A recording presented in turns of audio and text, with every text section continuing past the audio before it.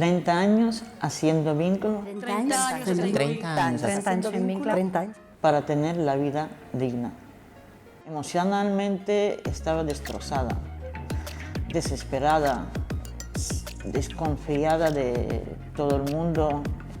Socialmente no relacionaba con nadie. El sur es una comunidad.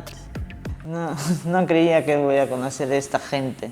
Me ha ayudado, me ha acompañado en todos los trámites, lo que necesitaba hacer.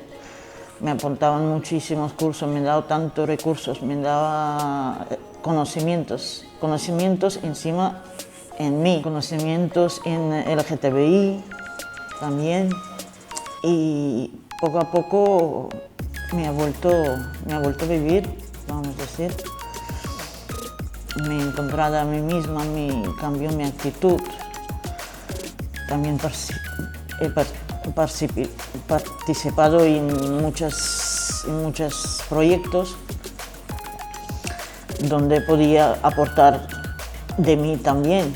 Mi objetivo es encontrar trabajo, pero si no, porque no puede ser todo a la vez, pues prefiero estudiar también y participar en unos proyectos que puedo aportar lo que tengo.